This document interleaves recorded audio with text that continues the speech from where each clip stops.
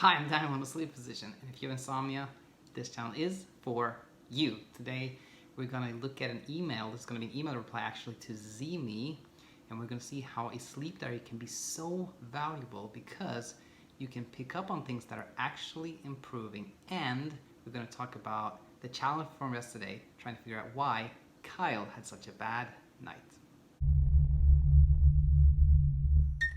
Hello, hope you're doing really good today, and if anyone out there is new to the channel, a big welcome to you, of course. So as mentioned, we're going to look at an email from Zimi, and as I sometimes like to point out, nothing here is medical advice, but just general thoughts and advice that I hope will be helpful to Zimi, to you, of course, Zimi, and anybody else that is tuning in here. So without further ado, let's read a part of an email here from Zimi. I've been in contact with Zimi for, I feel like, about 3 to 4 weeks or something like that, and like many, she's had a kind of a rocky start to treating her insomnia with CBTI, but there have definitely been good moments and, you know, setbacks, etc. But she wrote to me after having seen her. She has a like a CBTI therapist, so she wrote to me after seeing her therapist. So she's writing the following. I was feeling down this morning after a not so great meeting with my sleep therapist. Essentially, my sleep window got moved from 1:30 to 6:30 a.m. to 1 to 6:30 a.m. Well, this would seem like great news. So for those of you who are new, like if you expand the sleep window is a time period during which you are quote unquote allowed to sleep, and it's actually a limited amount of time. This is a core technique for insomnia where you have an extended period of wakefulness, less time in bed, hopefully build a strong sleep drive that puts you to sleep. So when you extend your sleep window, it's actually usually a good sign that, okay, you're doing pretty well, let's give you a little bit more time to sleep. Now, while this would seem like great news, it wasn't because I was making progress, but because my therapist thought 5 hours may be a bit too short of a window. Overall, she felt like she couldn't tell what was going on with my sleep because I used a Fitbit to fill out my sleep diary, even though she didn't want me to. I do this because it's better for her.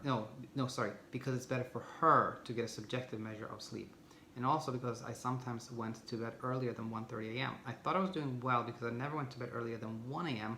and only did so on nights where it felt nearly impossible to make it to 1:30 a.m. I also had about 2 nights when I accidentally napped around 9 p.m. for about 1 hour, not realizing I dozed off. But aside from this, I thought I was working really hard at CBTI. So it was really discouraging to feel like the effort was discounted and to know that the 2 weeks didn't really count. And she plans for me to start over without the Fitbit and sleeping no earlier than 1 a.m. I know everyone says using a sleep tracker isn't great, but for me it takes the pressure off guessing what time it is when I wake early or how long I stay out of bed.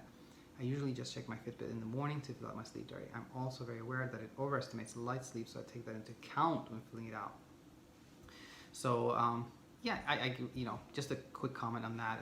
You know, I also, for most people, tracking sleep is anxiety provoking, but in your case, it sounds like, you know, you're doing better using it. So, you know, this side, you know, I always, like, you know, your therapist has seen you face to face and knows you, so I don't want to get, you know, intervene or, like, you know, give you conflicting advice or thoughts, but you know, the main thing with CBTI is really, like, if you feel like you're making progress, you are making progress. You know, it's all about really building sleep confidence, and you feel like things are moving in the right direction. That's great. So I just want to squeeze that one in there. Now, I was so down this morning after not so great sleep, so I went back and looked at my sleep diary for the last 2 weeks. I realized that I've slept through the night 8 out of 12 days since June 5th. Even though I was only averaging about 4.5 to 5 hours with a sleep window of 5 hours, that's not so bad. On one hand, that feels like progress, but on the other hand, I'm so discouraged and confused by nights like last night, which fuels my anxiety and insomnia. For some reason, I completely overlook the good nights and some kind of inexplicable fluke, but fixate on the bad nights. I'll stop there and just say, I think this is really encouraging, Zimi. Like, you know, 8 out of 12 days you sleep through, and you know, when you do more formal CBTI, if you will, and you calculate sleep efficiency, you calculate percentage of the time you spent in bed that you're actually sleeping, your sleep efficiency would be like 90% or more, which is really good.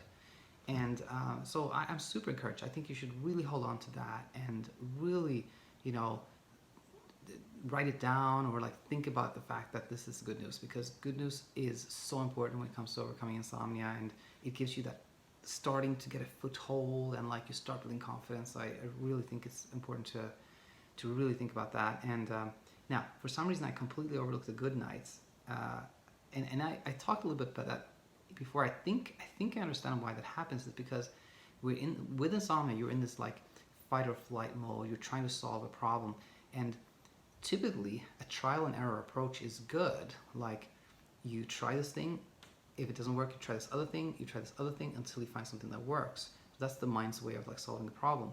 So in a way, your mind, as you're doing CBTI, is trying to find a reason to discard it so that you jump onto another path and then find the solution.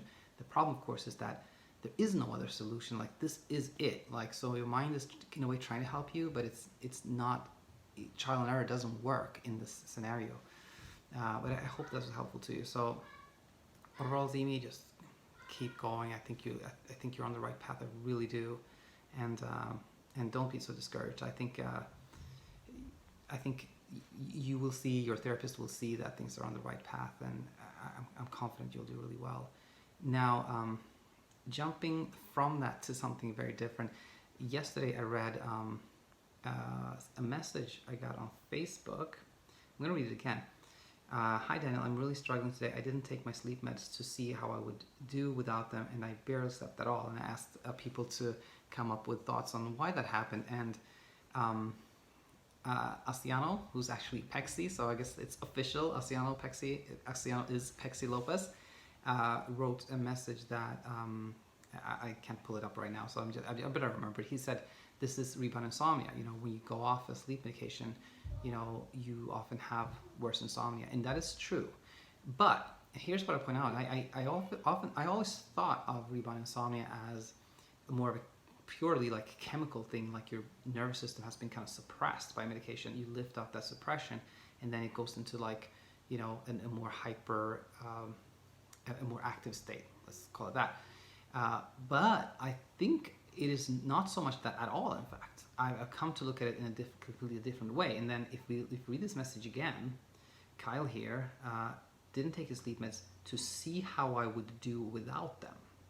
That, I believe, is the clue. When we do anything to see how that affects our sleep, that brings attention to the fact that we're having trouble sleeping, and we start wondering like, okay, I'm not going to take this medication. I wonder I'm going to sleep. If I'm going to sleep at all, I'm not going to sleep at all. What happens if I can't sleep? Then do I have to take it tomorrow? Should I double the dose? What if I, you know, that is the real problem. Not so much that you're not taking the medication. It's more your preoccupation, your worry about what is going to happen now that you're not taking it. So I think that's a really important point that applies to other things too. Like if you're trying to change your bedroom environment, or trying some supplement or some gadget or something like that, oftentimes any change leads to that kind of wondering how is this going to affect us, which leads to preoccupation and more insomnia. So I thought that was a good point. I want to thank you, Asana, for commenting on that. And with that, I will say that's all for today. And please, as always, leave comments or email me, Daniel@insomniainsight.co, and I'll be back here tomorrow. Good night.